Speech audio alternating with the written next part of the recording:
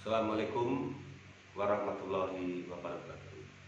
Malam ini kita akan berbincang-bincang tentang mengenai makna dari mitos yang beredar di bumi pertiwi ini dan melegenda sekali tentang perbedaan Nyi Roro Kidul dan Ratu Pantai Selatan. Dan dari narasumber itu akan bertanya saya karena dia merasa penasaran. Apa Mbak yang mau ditanyain? Terus menurut Mas, aku mau nanya, kalau menurut Mas itu Nyi Roro Kidul itu bangsa apa? Maksudnya dalam arti kata konteksnya dia itu seton, jin atau apa? Jadi gini Mbak, perkembangan Nyi Roro Kidul di Jawa itu namanya Nyi Roro Kidul.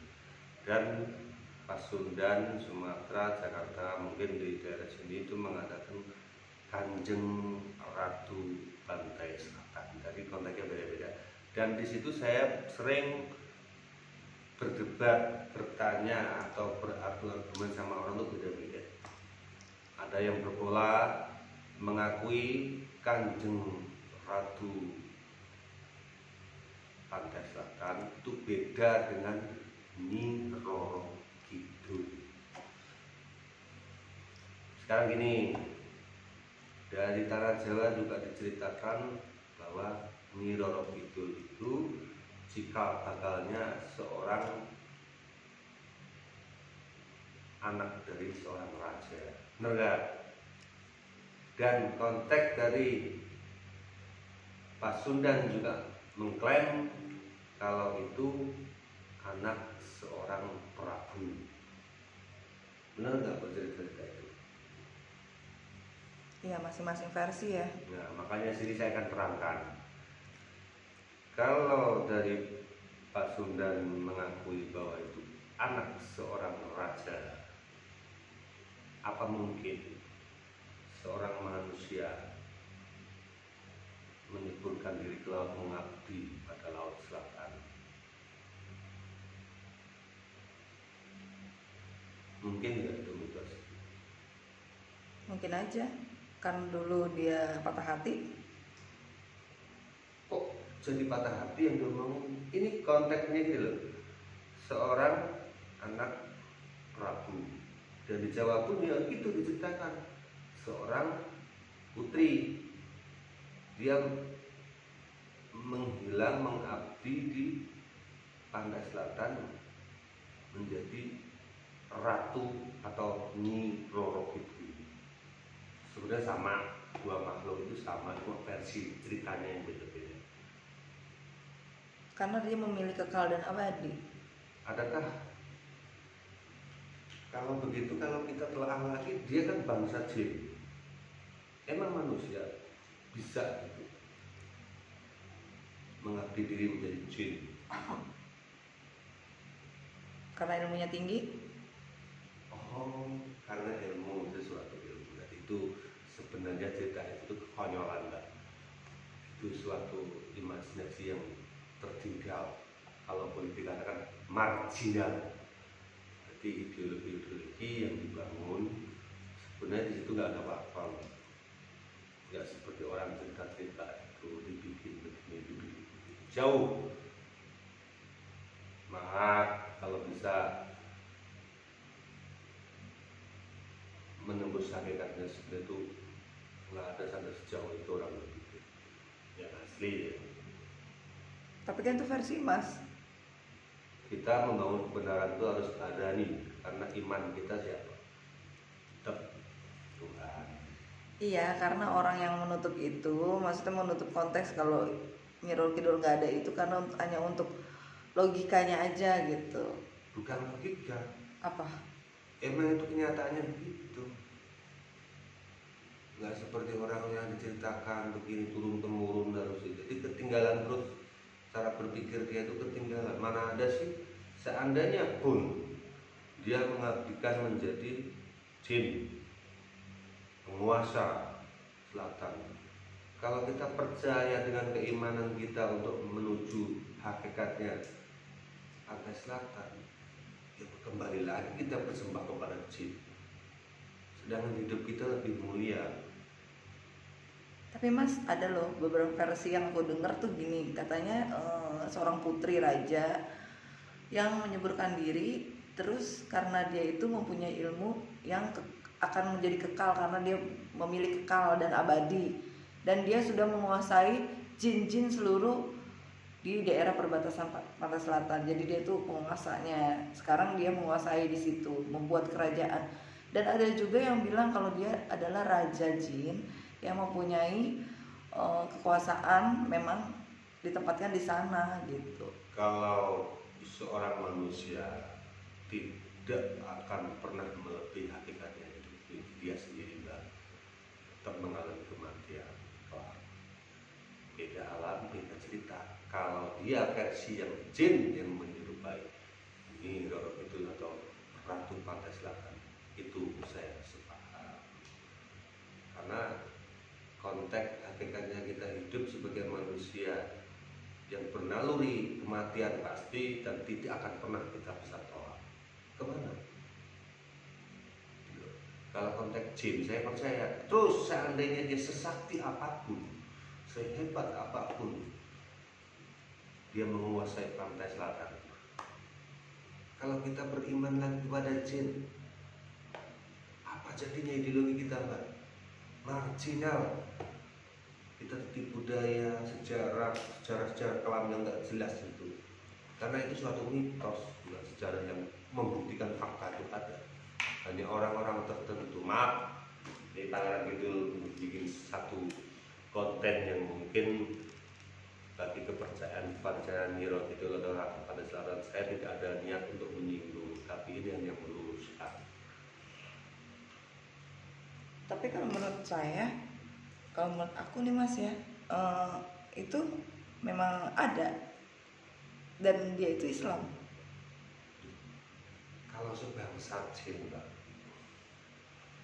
apalagi iblis jin itu, memang dia tuh kalau kita kodrat sesuai ajaran kita Muslim, banyak Pak jin itu yang Muslim, bahkan lebih dulu dia daripada konteks manusia yang ada itu bersujud kepada Tuhan.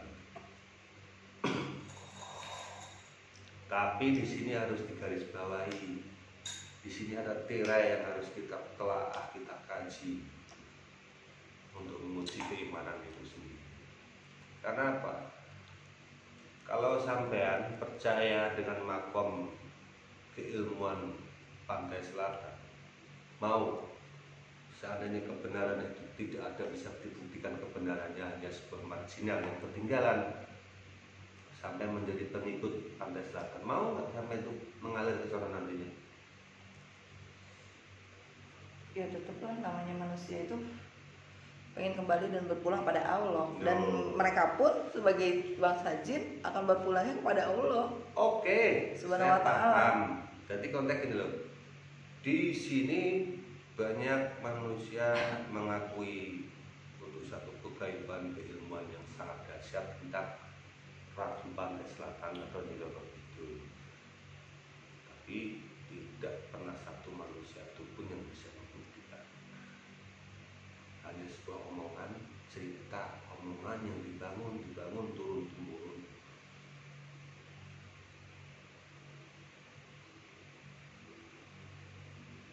Makanya kita harus mengkaji, memahami.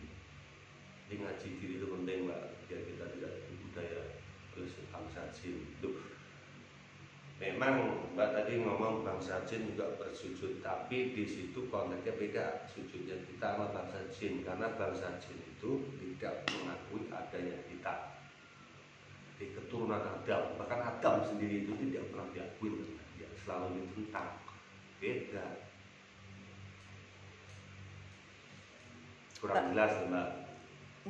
Enggak gini Mas. Untuk beberapa anak-anak yang mungkin di luar nalar atau dia bisa menembus alam seperti itu, dia melihat itu tuh ada, dan benar-benar dia melihat sosok itu ada. Bagaimana dengan? Ya itu jin. Jadi gini Pak, di surat An-Nas itu diterangkan, menyembah selain Tuhan kecuali Tuhan itu sendiri. Dalam surat terakhir, minal jin dan dewanas, di antara jin dan manusia, itu harus dipahami. Kalau ada manusia yang bisa menembus belum menceritakannya, dia nggak sadar bahwa dia sendiri sebenarnya juga jin. Jadi menurut Mas kalau misalnya anak-anak yang boleh dikatakan artinya indigo berapa persen, indigo kan kadang-kadang indigo beda-beda. Oh, iya. Itu dia itu udah bersatu dengan jin. Gini konteks indigo. Indigo itu semua orang sebenarnya indigo. Tapi hanya berapa persen gitu kan kadang. Semua orang dilahirkan ke bumi itu indigo. Semua anak kecil di batas usia di bawah 5 tahun pasti mengalami melihat ini, melihat itu indigo. Tapi setelah kita memahami dunia, memilih jalan masing-masing di alam semesta ini, ketutup ini, ketutup. Dan indigo itu sebenarnya pemutar balikan fakta. Orang indigo itu sebenarnya hanya merekam kehidupan yang lampau. Dia cuma kemampuannya di situ, nggak lebih. Jadi kehidupan di masa lalu, di masa lalu, di masa lalu. Dia juga hanya merekam, namanya ilmu karang. Jadi merekam masa lalu, masa lalu, masa lalu. Kejadian peristiwa. Nah, masa depan dia nggak akan pernah tahu orang indigo. Hanya masa lalu, secara kelam, secara ini dia bisa menerobos ke situ.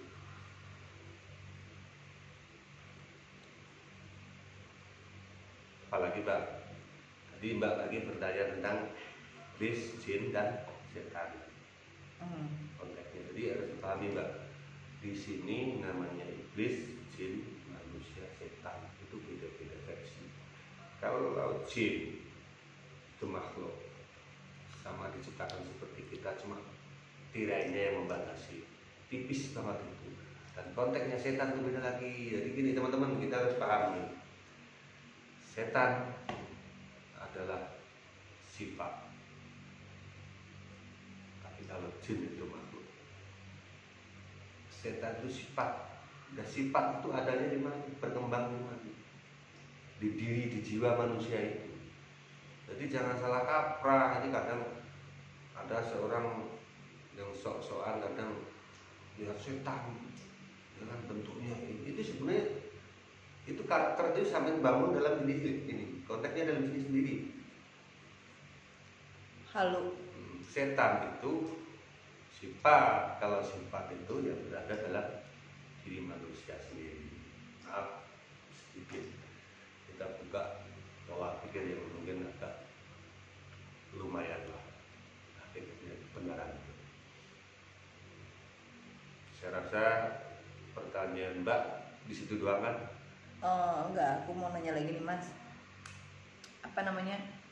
Sekarang kalau misalnya kita aja mempunyai manusia sebagai makhluk yang hidup, ya kan? Dan jin itu ada, dunia jin juga ada. Berarti mereka juga kan punya kekuasaan. Dan di saat kita sampai ke lokasi mereka, misalnya kita kayak misalnya ke makom ya. Makom, boleh dikatakan makom. Terus dan memang ada beberapa yang melihat sosok itu memang ada. Kayak Nyi Roro Kidul itu memang ada. Pakai gaunnya memang gaunnya gaun kerajaan itu. Karena gini Pak, jadi gaun hijau itu sesuatu hal yang dibangun oleh pola pikir keimanan lebih dari 1 juta, 2 juta manusia, menjadikan satu titik selatan. Kepercayaan itu dilarikan ke situ, akhirnya menjadi apa? Ya itu gelombang perwujudan. Sama aja Mbak, semua itu. Jadi kayak kita orang Muslim kiblatnya ke Arab, yaitu Ka'bah. Sama aja. Dan konteksnya orang yang mempercayai Nyi Roro itu ya, karena sininya kepercayaannya dia ke situ, akhirnya tumbuh di situ. Bahkan setan itu juga begitu. Kita berandai setan tuh begini, setelah kita masuk ke dunia ini melihat sesuatu setan katanya, dan tidak sadar nuranimu di sini juga ada setan yang bergelombang setiap hari. sifat, beda dengan makhluk.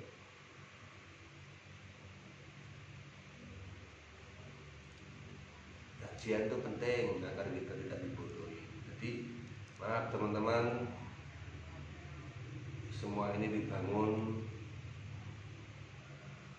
cerita-cerita mitos yang dibangun ini sudah mendarah daging.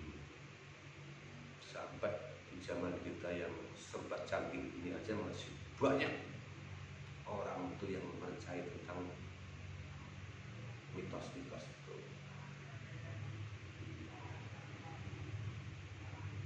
Saya rasa cukup. Saya akhiri. Nanti dalam podcast selanjutnya kita akan mengupas apa yang menjadi pertanyaan-pertanyaan unek-unek yang tidak pernah terjawab. Assalamualaikum warahmatullahi wabarakatuh.